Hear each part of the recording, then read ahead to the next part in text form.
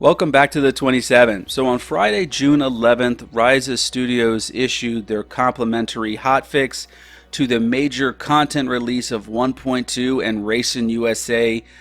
These complimentary hotfixes, I don't think they mean complimentary as in, for free.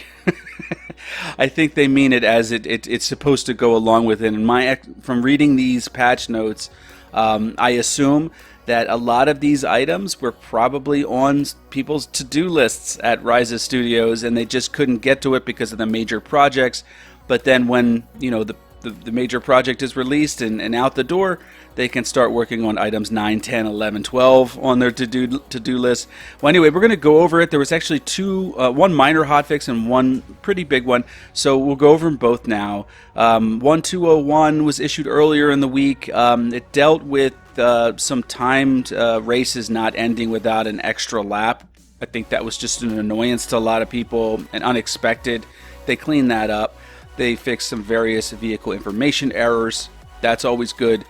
And then also they fixed the wet road volume.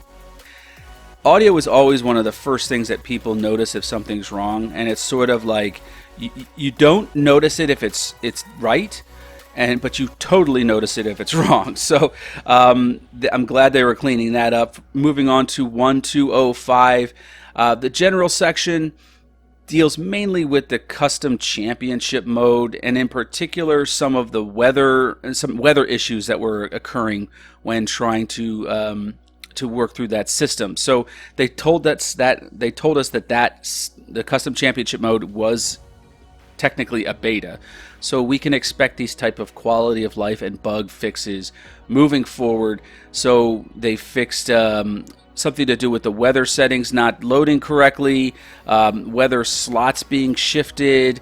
They also fixed up something to do with the progression settings from the editor not persisting through saved custom championships.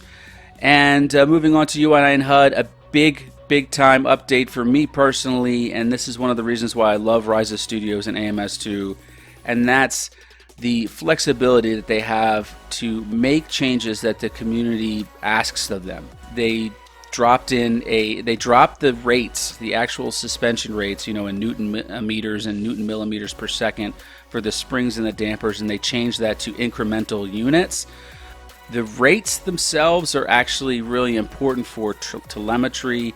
I also find that to be it makes you connected with the cars if you understand what they're doing, and then also it piques your curiosity and you learn more about what these things are.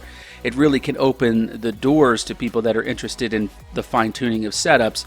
Switching to the unit space system, on its face, I can totally see how it's a lot easier for someone just jumping in to be able to share their settings just by saying 4 numbers, and instead of having to describe an entire paragraph about the front right dampers. So I see there's arguments on both sides, but you know what they did? They allowed us to choose whether or not we want to see the rates or the units.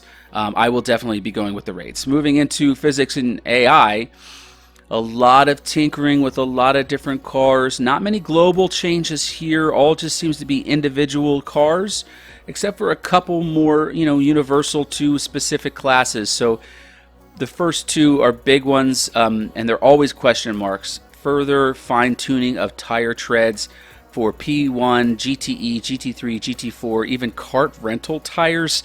So these tires are integral parts of the suspension.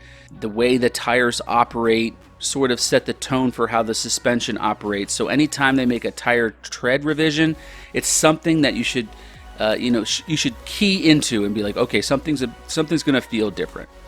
For the Porsche Cups, this is important to note. All Porsche Cups are going to require a setup reset because they adjusted the default differential settings.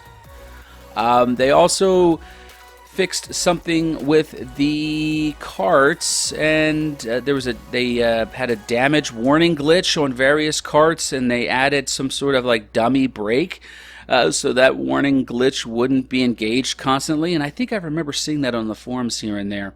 There are a lot of kart drivers that really like the karts in this game, so shout out to you guys. I haven't tried one yet, but I'm interested one day. They made some also more tire tread adjustments to the stock V8, the P3 and P4, balance of performance adjustments for GTE, GT4, and GT3. The BMW M4, the brand new BMW M4, apparently had some fast damper settings that shouldn't have existed. They increased the diffuser downforce for the Ginetta G55. That's going to be good for corner exit. Minor McLaren 720S GT3 aero revisions. Don't know what minor means. May have some impact on your lap times, may not. Minor front splitter adjustments for Ginetta G55, more front aero, and Camaro GT4R, more or less front aero. Moving into the other ones that I noticed here, revised aero in GTE, GT3 Cup, and GT4 Porsches. So all of the Porsches got some aero love. They also revised the under tray aero of the stock car 2020 and 2021 models. Under tray aero is basically ground effects aero or Venturi effects aero. They adjusted engine inertial for the Corvette C8R. We'll see how that works out. I'm not sure. When they talk about engine inertia, I think maybe it has something to do with the corner exits being a little bit touchy when you're trying to push. I actually liked it because the car lets you know that you're pushing and you actually felt it. But they seem to adjust the inertia, I think maybe to help some default drivers out there on that corner exit phase. They did the same thing with the Ginetta G55 and the AJR Chevy. They also corrected a restrictor plate limiting power output in the AJR Chevy. So anybody that's interested in driving those prototypes, that might be more competitive than it ever has been.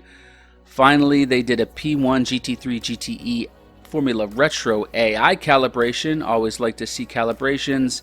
And they slightly improved AI performance on brakes on wet tracks for tin tops.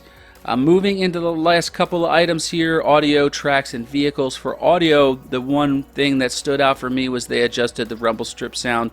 Some of the rumble strips sound beautifully. Some of them sound sort of like a rumble strip underwater.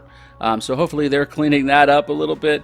As far as tracks, the normal, updating this, updating that, doing some performance passes, some important things here just for visual components, and also feel.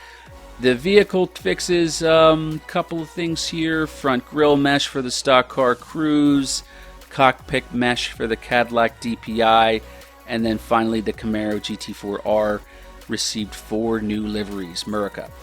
So that's the complimentary hotfix of 1205. Coming up next, we're going to be getting into the Cadillac DPI on Wednesday. I've just started driving the car. I've liked what I've seen so far, and so will you. We're going to make it better. Until next time, thanks for watching.